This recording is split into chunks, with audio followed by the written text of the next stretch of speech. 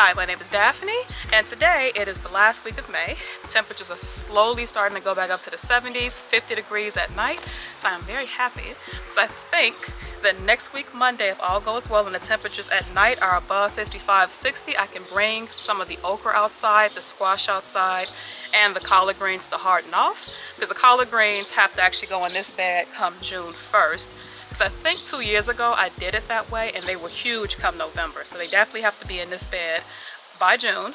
And it does look like the arugula is starting to go to seed. So I can easily just dig that out and plop a collard with 3 collard greens in that row. And then I might also replace this tatsoi because I don't think it's going to get any bigger. So we might replace the tatsoi and the arugula with the with the collard greens. I do have some turnip greens and some mustard greens that need to stay in the house for at least another month. And then they'll come out here as well when the other plant starts to bolt. And the squash and the okra will harden off and they'll actually go into their beds as well, because as the temperature starts to get hotter, hopefully the okra takes off. I'm hoping the okra takes off, because typically the squash overtook the okra last year for the last 2 years and I didn't get anything. So I'm hoping that with me starting the okra in the house, it actually gives them a chance to actually get taller quicker, so that the squash doesn't take it over. So they'll come outside hopefully Monday, and then they'll harden off, and then I'll put them in the ground mid-June, and then everything else will also go on the ground mid-June as well. So that's the goal, is to get everything to harden off for a week and then go in their respective locations and have some growth on the tomatoes. They were already tiny when they came out here and they have made no improvements. The peppers seem to be doing a little better, but not much. I'll show you the improvements. So the annuals are going through, but the perennials have taken off. And so I do want to show you guys where the elderberry is. The fig tree has woken up, which is great. The strawberries are doing amazing. So I'll show you guys what that looks like.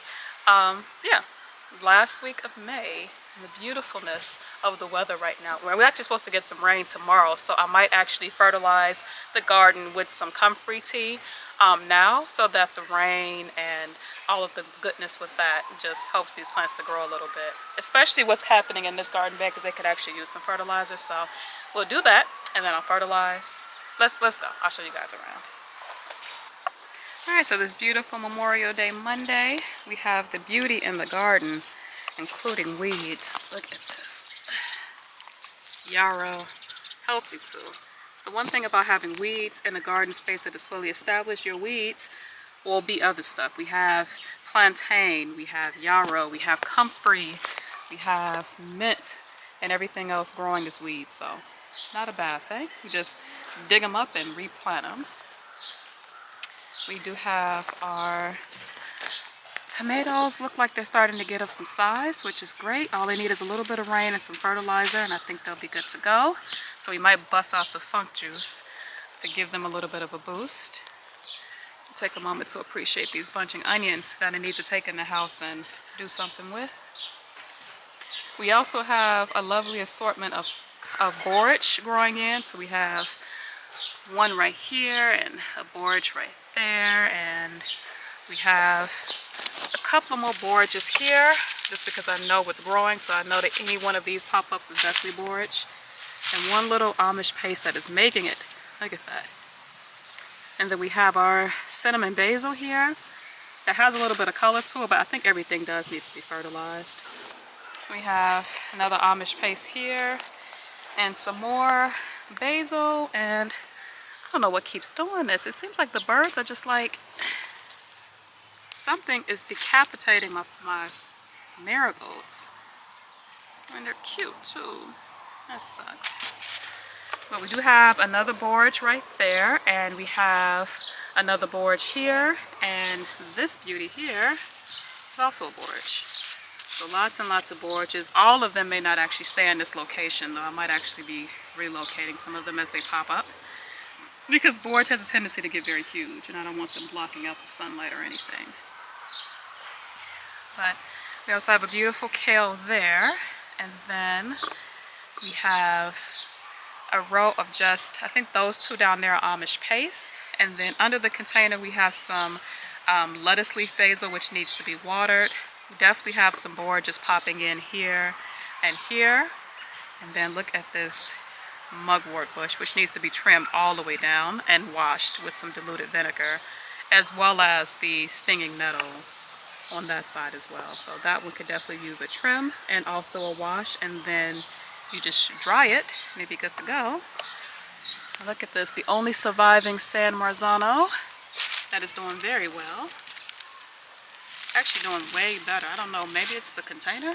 Maybe I need to put all of them under garbage cans. I think the birds might be getting at a few of them. But that one actually looks really well. And then a bunching onions.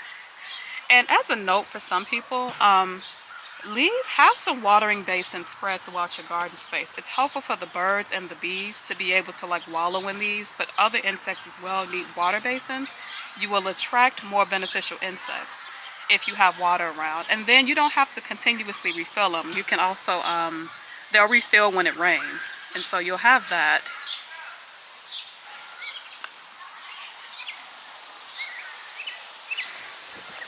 Definitely have some birds around. They're mad, waiting on me to leave so they can, I guess, finish off the rest of my flowers. Look at this beauty here. Isn't she gorgeous?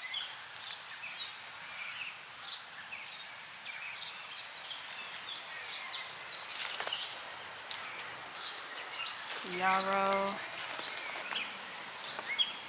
And the peppers are doing pretty well here as well. I did have to take the garbage can off of this one, but it looks like in the shade, these ones are actually faring a lot better than, some weeds coming in. They're faring a little better than the ones actually in the sunlight. So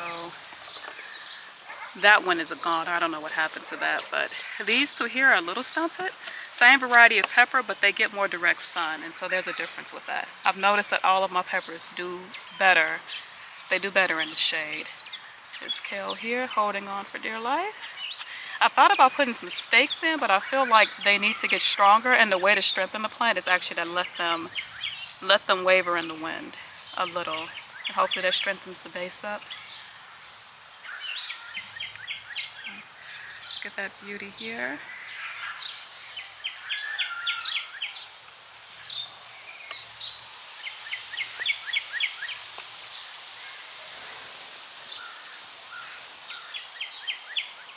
All of these comfrey flowers, and there's honeybees all over the place. I wonder where their nest is. And then we have our chamomile doing fairly well in this bed, although it does need to be watered.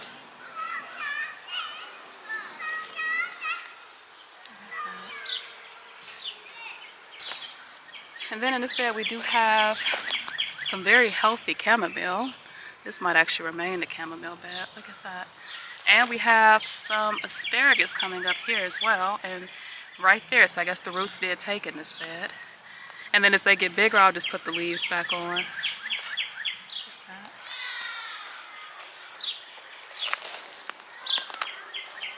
Then we do have our okra bed.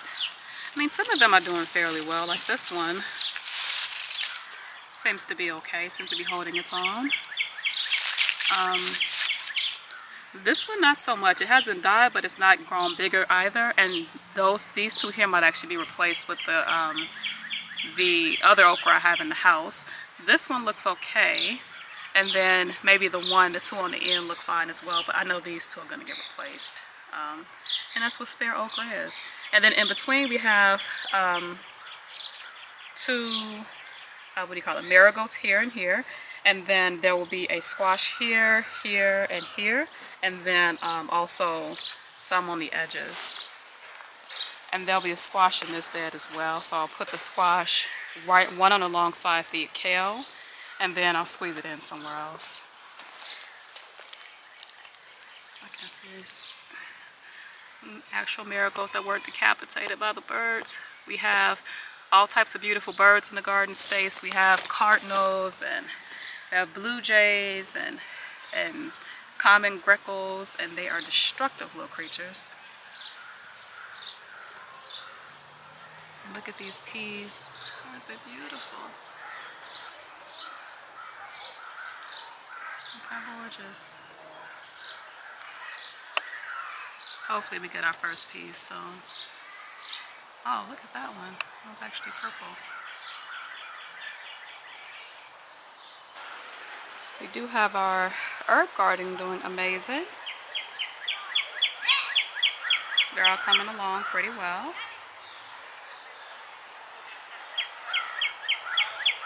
Despite the nighttime temps. And then we also have our peppers doing fine. Take a moment to appreciate the St. John's wort. I just took over this entire basin, and I actually was going to relocate this to a smaller container, but I think I might keep it here. The raspberry forest here. They actually are already getting, I already have some flowers here. I do need to weed again though. The comfrey is growing back and I don't want it to choke out any other life here. Although I do notice a tiny little asparagus here. Actually, that might not be asparagus. No, a tiny little one, like a first year asparagus. It might be the result of the seed dropping. Oh, so cute. Hopefully it likes the spot and grows. And then we have our strawberries. None yet. But I mean, do you see the size of these blooms? I see why these plants were actually $5 a pop, because they're huge. And they're putting off all types of runners. This one has already rooted here. And then I think this one has a runner coming as well. Yeah. Absolutely gorgeous.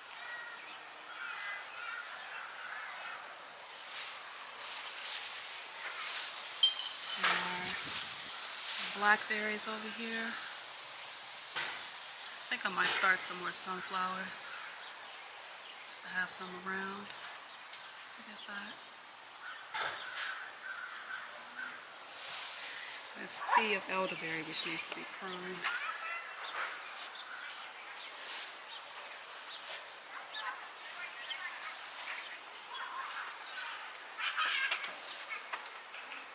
Look at that.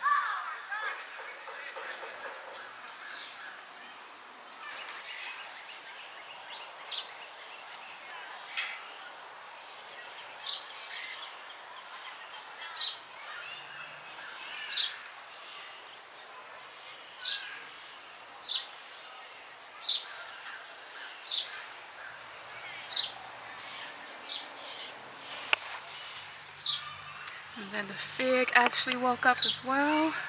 Now all of these branches are dead, and I think I've learned my lesson. So in the future, I will cut down all of the old growth and just leave the root base, because it seems like that's where it's rooting from anyway, is the root base. So all of the branches I'll just cut down, and that'll save me some time instead of having to, like, trying to wrap up all of these things, and they die every year anyway. Might as well just protect the base and leave a little bit of an opening for like snow and water to get in, but for the most part, look at this. Doing a beautiful job. He's still alive.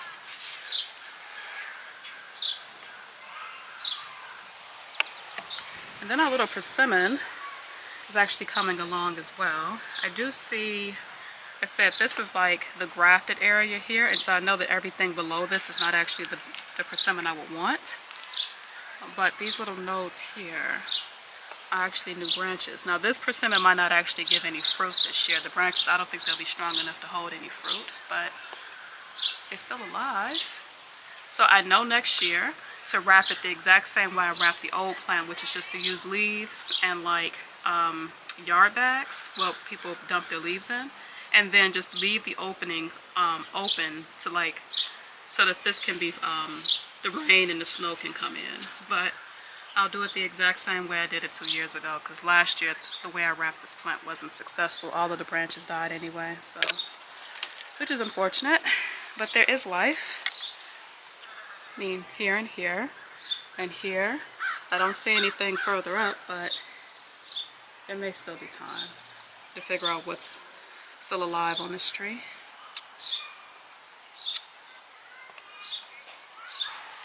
All right, thank you guys so much for watching. I hope your gardens are doing wonderful. I know some of you already have tomatoes and are already harvesting peppers, and that is beautiful.